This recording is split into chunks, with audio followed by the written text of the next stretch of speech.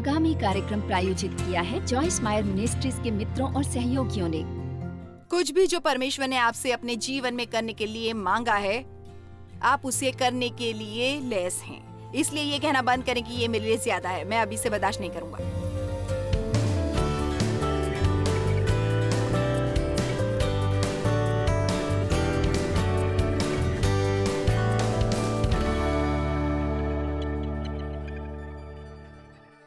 धन्यवाद प्रभु वचन के लिए। हम इसके लिए बहुत आभारी हैं और प्रार्थना करते हैं कि आज आप हमारी मदद करेंगे असली संदेश समझने में जो आपने आज यहाँ हमारे लिए रखा है। यीशु के नाम में। क्या आप उठे हैं, उठकर गए हैं और चले गए हैं? चाहे आप कोई भी हो, चाहे आप जीवन में कुछ भी कर रहे हो, चाहे आपका व्यवसाय कोई भी हो, जीवन में आपकी मंजिल। कई बार ऐसा होगा जब आप इसे करते करते तंग आ जाएंगे। देखिए, हम सब सोचते हैं अगर मैं वो कर सकूं अगर मैं वो कर सकूं, अगर मैं बस यहाँ रह सकूं। पर आपको सच बताऊं, मुझे परवाह नहीं है आप क्या करते हैं। कई बार समय लगा होगा जब आप इसे करते हुए तंग आ गए। केवल वही लोग जो जीवन में सफल होते हैं, वो जो कर सकते हैं, जो वो जानते हैं और उन्हें ये करना चाहिए बिना भावनाओं के, जो उन्हें प्रेरित करे। जीवन में वही लोग सफल हो सकते हैं। ये वो लोग होते हैं जो वो करते हैं, जो वो जानते हैं इन्हें इसे कैसे करने की जरूरत होती है बिना भावनात्मक प्रेरणा के। माएं तंग आ जाती हैं बच्चों की देखभाल करते। ये ऐसा नहीं है कि वे आपको नहीं चाहती, पर आप उनकी देखभाल करते करते तंग आ जाती हैं। आप घर की सफाई करते हुए तंग आ जाती हैं। आप खाना बनाते वक्त तंग आ जाती हैं। हाँ, वयस्क भी चाहते हैं कि 1 या 2 दिन ऐसे हो जहां वो कोई फैसला ले सके। मैं भी कई बार जो करती हूँ उससे तंग आती हूँ। मुझे ये बहुत पसंद है। मैं कई बार सफर करते तंग आ जाती हूँ। मैं तंग आ जाती हूँ। हमेशा किसी बात का इंचार्ज रहते मुझे वहां बाहर बैठना ही पड़ता है, किसी को देखूं क्या कर रहे हैं वो। मैं आप लोगों के बारे में सोच रही थी जब आप भक्ति कर रहे थे। मैंने एक औरत को देखा, वो बस ऐसे लीन थी। अब मैंने उसे देखा ऐसा करते हुए। जब मैं यहाँ आती हूँ, अपना मुंह खोलती हूँ, ईमानदारी से कहूँ तो हम हमेशा सोचते हैं कि हमें किसी चीज का और ज्यादा ध्यान करना चाहिए, पर वो बात जो नहीं देखते वो ये है कि जितना ज्यादा चीज आपके पास है उतनी ही ज्यादा जिम्मेदारी है। और लोग ये नहीं जानते, ऐसी बातें मांग रहे हैं जिसमें मजे वाले भाग नहीं है। उन्हें काम करना पड़ेगा, जिम्मेदारी निभानी होगी। आपको बड़ा घर चाहिए तो सफाई भी करनी होगी। आमीन। कई बार मैं तंग आ जाती हूँ सारा समय लोगों से पैसा मांगते मांगते, पर आपको मिलता नहीं। यदि आप मांगते नहीं तो ये उसका हिस्सा है जो मुझे करने की जरूरत है। यदि मैं संसार भर के लोगों की मदद करना चाहती हूँ तो मुझे पैसे मांगने ही पड़ेंगे। पब्लिक की निगाहों में आए लोग नॉर्मल रहना चाहते हैं और नॉर्मल लोग चाहते हैं कि लोग उन्हें पहचाने। तो मेरा मुद्दा यह है कि चाहे आपके जीवन में गंतव्य कोई भी हो, चाहे आप कुछ भी कर रहे हो, कृपया आज मुझ पर विश्वास करें जब मैं आपको ये बताती हूँ। कुछ और करना आपको ज्यादा अरसे तक कोई खास खुशी नहीं देगा। अब हाँ, अगर आपको अपने से सपनों की कोई नौकरी मिली तो आपको कुछ समय के लिए खुश रखने में मदद मिलेगी, पर आप अंत में तंग आ जाएंगे। कुछ लोग हैं जो बस ये सोचते हैं कि वो बस मर गए हैं और वो स्वर्ग गए हैं। ओह जब वो हमारी मिनिस्ट्री में काम करने आएंगे, ये ऐसे है, पता है क्या, 1 महीने के बाद उन्हें पता चलेगा कि ये एक नौकरी है किसी और नौकरी की तरह, और ये कि हम किसी बादल पर ही तैरते नहीं रहते हैं और हालेलुया ही नहीं गाते। वो जॉयस मायर के लिए काम करते हैं और मुझे खुशी है।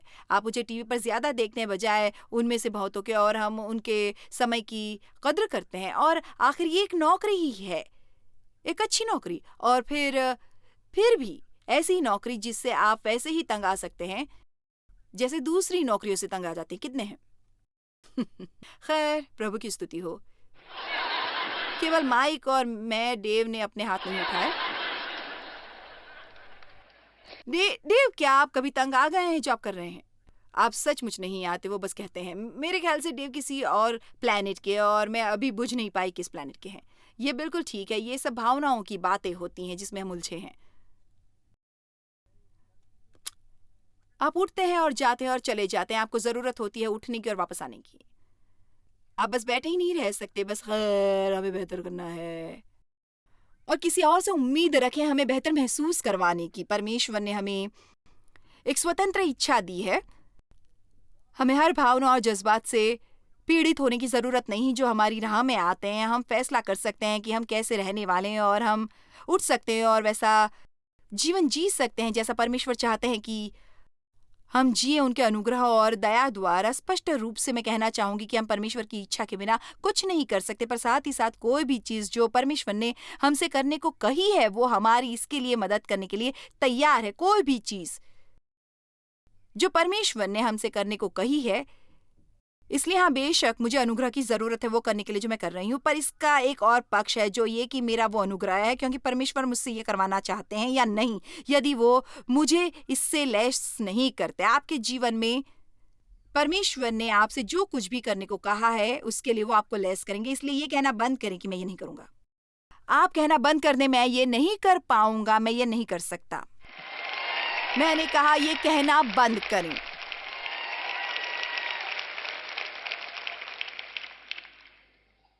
कोई भी मुर्दा चीज परमेश्वर की स्तुति नहीं कर सकती। भजन संहिता 115:17 में चाहती हूँ कि आप देखें, असल में ये बाइबल में लिखा है। मुझे ये शास्त्र वचन बहुत पसंद है। इसमें बहुत कुछ कहा गया है। मृतक जितने चुपचाप पड़े हैं वो तो यहोवा की स्तुति नहीं कर सकते। इसलिए हम कुछ मिनट तक मरी हुई चीजों के बारे में और ये सीखेंगे कि कैसे चिंता करनी है जब कोई चीज मर जाती है और जब ये जीवन से परिपूर्ण होती है। उन बातों को लगातार करते रहने के बारे में क्या करेंगे जिन्हें परमेश्वर बहुत अरसा पहले ही खत्म कर चुके थे। ये एक नियम सा है। यदि घोड़ा 10 साल से मर गया है तो समय आ गया है कि उसे उतरे। परमेश्वर हमेशा गतिशील है, वे बह रहे हैं। और पता है कई बार कोई चीज बिल्कुल सही होती है आपके जीवन के इस टाइम फ्रेम के लिए, और अब बस आदतन या जो कुछ भी, कई बार हम ये भी नहीं जानते कि क्यों, पर हम अभी भी उसी चीज को और 10 साल करते रहने की कोशिश कर रहे हैं इस राह पर, और ये बस मर चुकी है। खैर मुझे समझ नहीं आ रहा क्या करूं। शायद परमेश्वर बहुत अरसा पहले उसे खत्म कर चुके हैं और आप अभी तक खत्म नहीं कर पाए। आपको अब कर देना चाहिए। मैं कई बार एक कहानी सुनाती हूँ। ये असल में एक सच्ची कहानी है। एक किले में एक रक्षक के बारे में जो इस एक ही स्थान पर खड़ा रहता था 24 घंटे। सारा समय वहां एक पहरेदार था जो वहां खड़ा था इसका पहरा देते क्या। और कोई उत्सुक हो गया उसके बारे में पता लगाने के लिए कि आदमी यहाँ क्या कर रहा है।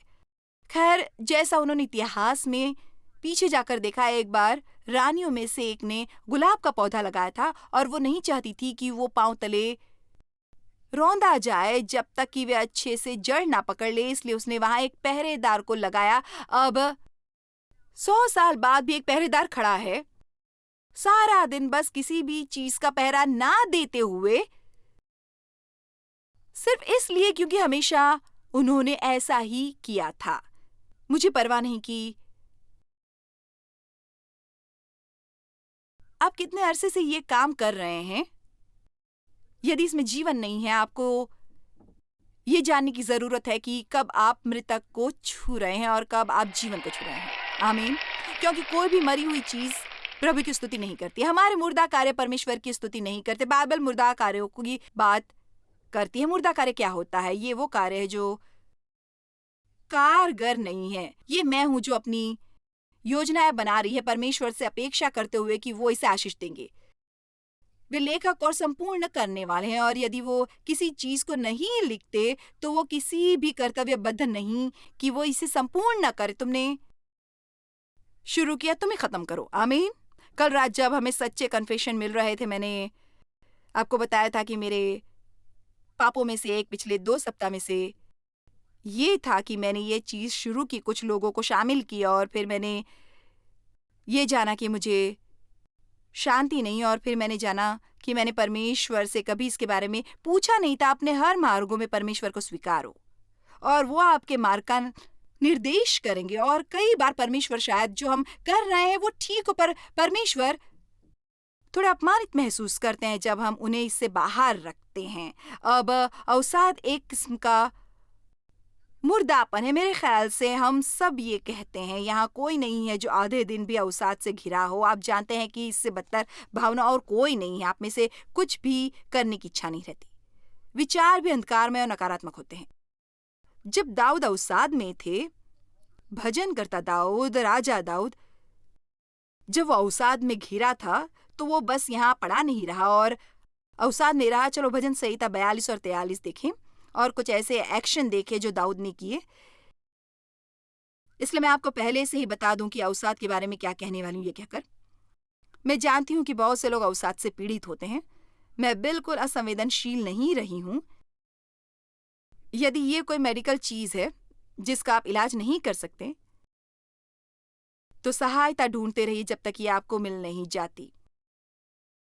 पर इस विषय पर मैं जो कुछ भी पढ़ती हूँ उसमें लिखा है कि यदि अवसाद आपके शरीर के द्वारा उत्पन्न हुआ है या कुछ मेडिकल है, आपको फिर भी कई स्तरों पर उससे लड़ना होगा। और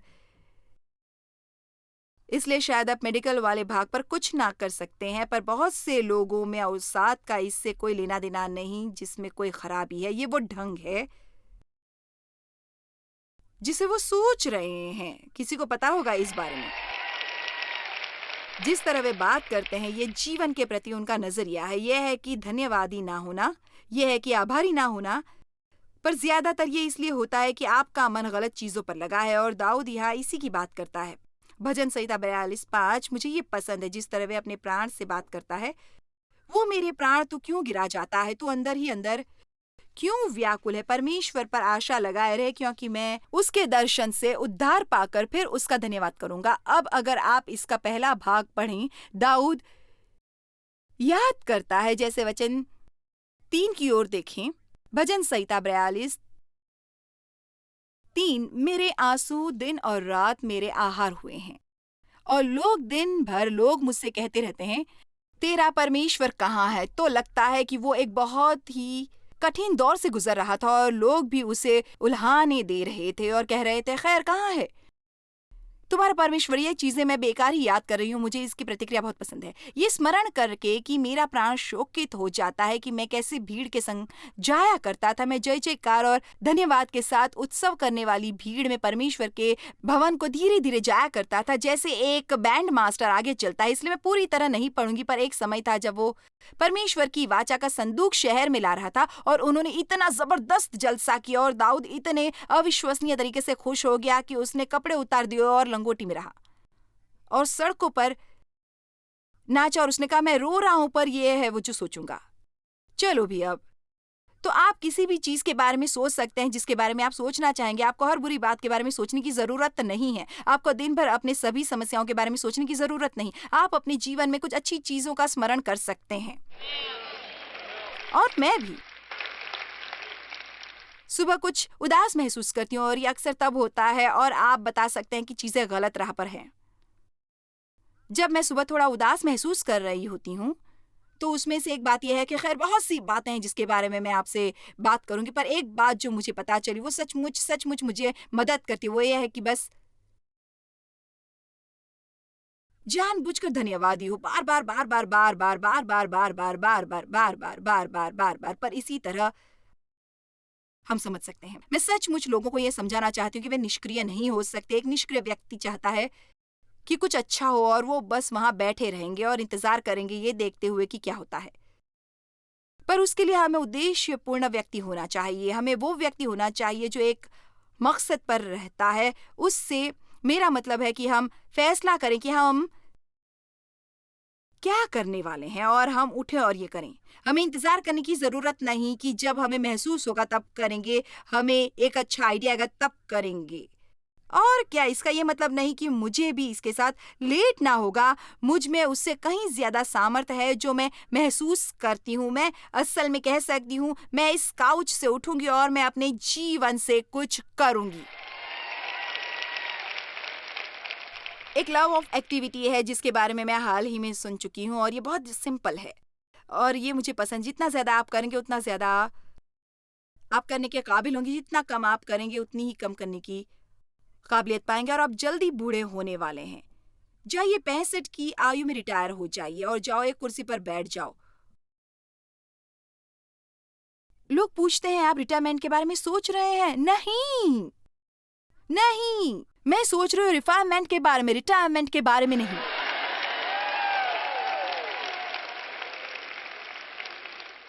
मैं उसे कहीं ज्यादा बेहतर महसूस करती हूँ जो आप में से ज्यादा लोग 30 या 40 की उम्र में करते हैं, और इसमें मुझे बहुत हिम्मत मिलती है। हम खुद की देखभाल करने की कोशिश करते हैं, पर उससे कहीं ज्यादा यह है कि जिस प्रकार हम सोचते हैं और जीवन के प्रति हमारा नजरिया और स्वयं को किसी ऐसे काम में लगाना जो अच्छे फल ला रहा है। आप बैठे, आप हर समय मुर्दा चीजों के साथ घूमते रहते हैं और ये आप पर चिपक जाएगा। आपको इस मुर्दा लोगों से दूर जाना होगा जिसके साथ हमेशा घूमते रहते हैं, जिनके पास और कुछ नहीं सिवाय कोई दुख भरी कहानी सुनाने के। वे कुछ करना नहीं चाहते, पर यही बात करते हैं कि समाज में सब कुछ कैसा बुरा हो रहा है, वे कितने दुखी हैं। हेलो,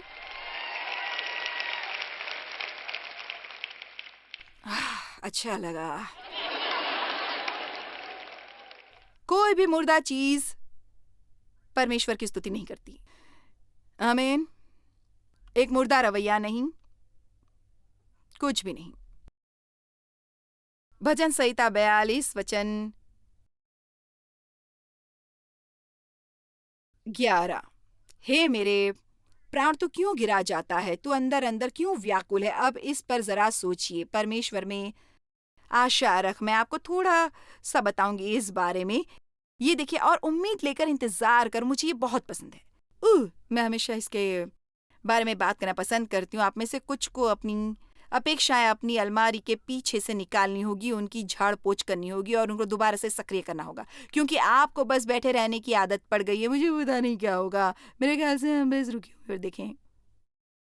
खैर, मैं भविष्यवाणी कर सकती हूँ कि कुछ नहीं।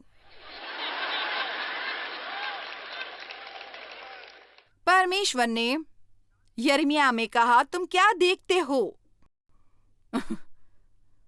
आमीन। अब्राहम ने जब सब खो दिया तो परमेश्वर उसे ऊपर लेकर आए। उसे कहा एक पर्वत पर चढ़े और उसे वो ऊपर ले गए और कहा, तुम्हें क्या नजर आता है? इसलिए मैं उसके बारे में बात करना नहीं चाहती। आज जो आपने खो दिया, इसका मतलब ये नहीं कि मुझे परवाह नहीं, पर ये सब इसके बारे में नहीं है। मैं उसके बारे में नहीं सोचता जो मैंने खोया है। मैं इस तथ्य के बारे में बात भी नहीं करना चाहती, पर पता है अब कोई बचा नहीं सिवाय मेरे, और मुझे उसकी अच्छी यादें भी नहीं हैं। मैं उसके बारे में बात करना चाहती हूँ जो मेरे पास अच्छा है। मैं बुरी बातें याद नहीं करना चाहती। आमीन।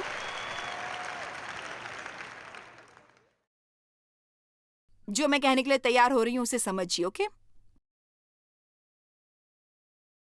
आप में से बहुत से लोगों ने वो गाना गाया होगा कि लोग अब इसे सुनते सुनते तंग आ चुके हैं, बहुत ज्यादा तंग आ चुके हैं।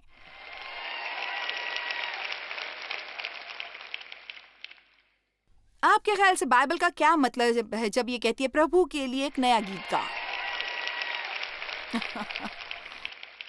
ये बस कुछ बनाने के बारे में नहीं है। ओह, मैं आपसे प्रेम करती हूँ, मैं आपसे प्रेम करती हूँ। इसका मतलब है कि कुछ बातों को अपने मुंह से निकलने दो, बजाय सारा समय वही पुरानी बातें, पुरानी बातें। मैं बेचारी हूँ, मेरे बारे में क्या होगा?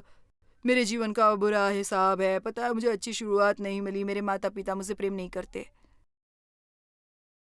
उन्हें पता नहीं था कि उन्हें कैसे करना है। वो स्वयं गड़बड़ी में थे। मैं फिर भी जीती रही। मैं अभी भी यहाँ हूँ। मैंने 4 बहुत ही होशियार बच्चों का पालन पोषण किया। मैं दुनिया भर में लोगों की मदद करती हूँ। ये मेरा रवैया है। ये वो तरीका है जिसमें हम जीते हैं। मेरे प्राण, तो इतना क्यों व्याकुल है? अपनी आशा परमेश्वर में रख और उम्मीद से उसका इंतजार कर। सब अच्छा ही होगा। आप बुरे मूड से उठते हैं, उसे बदलिए। मेरा मूड खराब है। ज्यादातर संसार उसी के विषय में है। उठने के 10 मिनट बाद, मुझे पता नहीं सुबह मेरा लेखा जोखा क्या था, पर मैं उठी और मैं सच कह रही हूँ 5 मिनट तक मैं बाईं ओर चल रही थी। मैं कह रही थी, मेरा मतलब, मैंने डेव से कहा, मैंने कहा मुझे महसूस होता है। मैंने रखा कि मैंने एक सीढ़ी रेखा पर चलूंगी और फिर मैं खुद को पाती हूँ इस तरफ जाती हूँ, पर मैं बिस्तर पर पड़ी नहीं रही और कहो माय गॉश, अवश्य मुझ में कुछ कमी है, कोई बीमारी हो गई है।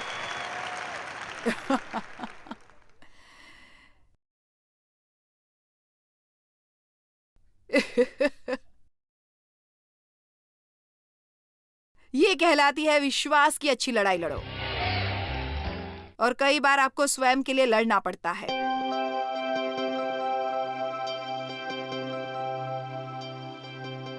आपको प्रोत्साहित करने के लिए आपको याद दिलाना चाहूंगी कि परमेश्वर के लिए कुछ भी कठिन नहीं है। आप सचमुच वो कर सकते हैं जो करना चाहते हैं मसीह के द्वारा, जो आपको शक्ति देता है, सिद्धांतों के अनुसार काम करते हैं, और जब हम उनकी आज्ञाओं का पालन करते हैं तब हमारे जीवन में सामर्थ्य चीजें होती हैं। हमारे साथ बहुत सी अनपेक्षित चीजें होती हैं। हमें जानने की जरूरत है कि उनका जवाब कैसे दे। ये आपकी मदद करेगा ऐसा करने में। ध्यान से देखिए।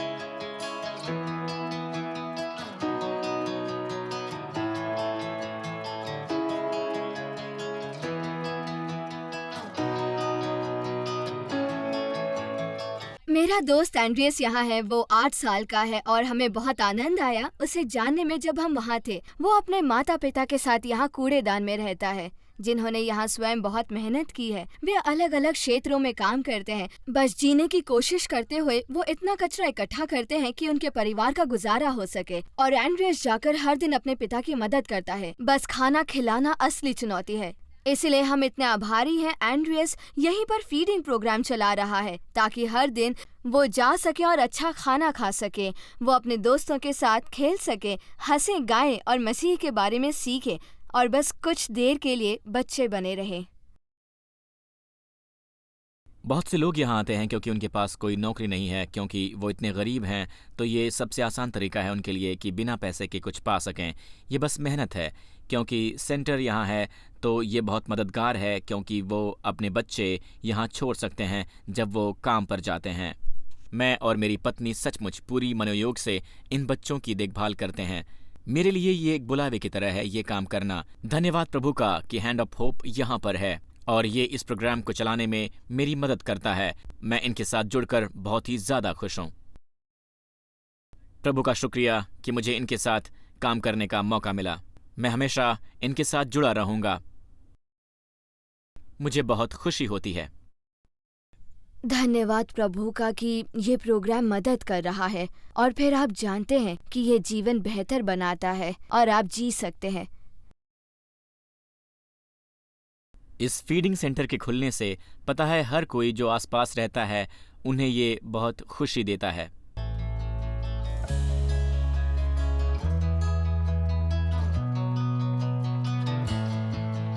जहां कहीं भी आप जाते हैं, एशिया भी एक अच्छा उदाहरण है। यहाँ लोग यीशु के बारे में नहीं जानते। हमारे लिए यहाँ जाना इतना महत्वपूर्ण है, और बस ग्राउंड वर्क स्थापित करना जहाँ देखभाल और लोगों के लिए प्रेम हो। कई बार ये होता है घर देना, कई बार ये होता है मुफ्त पानी उपलब्ध कराना, कई बार ये होता है उनके बच्चों को खाना खिलाना। और वो हम सब करेंगे जो उनका भरोसा पाने में लगेगा, क्योंकि एक बार उनका भरोसा पा लें फिर वो जानना चाहते हैं कि आप मेरे लिए इतनी भलाई क्यों कर रहे हैं। फिर आपको यह अवसर देता है कि आप उन्हें यीशु के बारे में बताएं।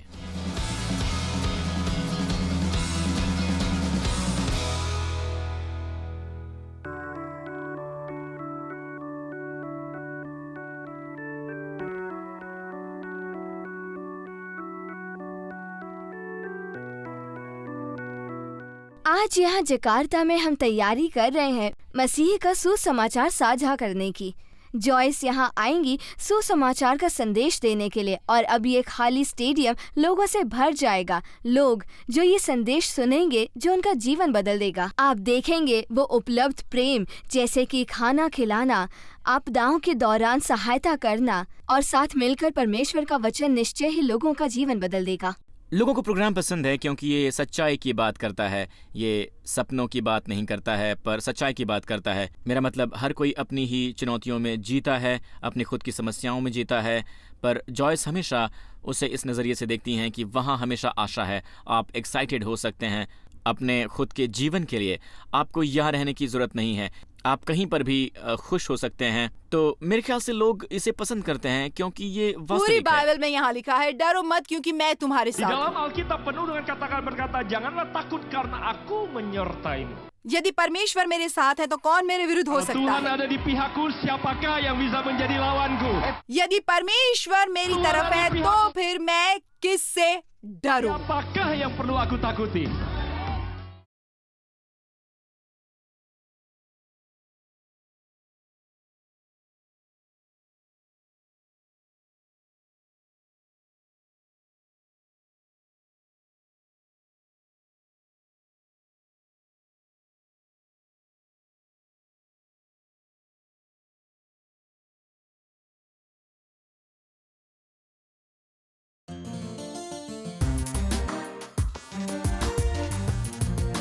जितना ज्यादा अपनी समस्याओं की बात करते हैं, हेलो, जितना ज्यादा अपनी समस्याओं की बात करते हैं उतना ही ज्यादा आप अपने आनंद को घटाया करते हैं। आप तुरंत ही अपना आनंद बढ़ा सकते हैं। ये करने में उस हर बात के बारे में बात करना बंद कर दूंगा जो हमारे जीवन में गलत है।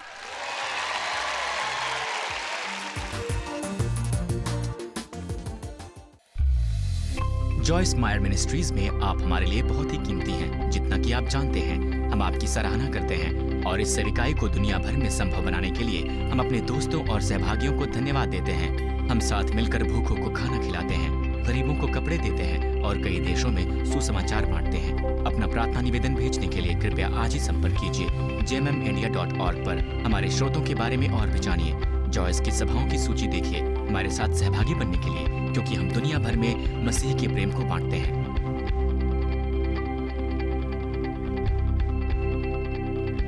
इसका खर्च उठाया है जॉयस मायर मिनिस्ट्रीज के मित्रों और सहयोगियों ने।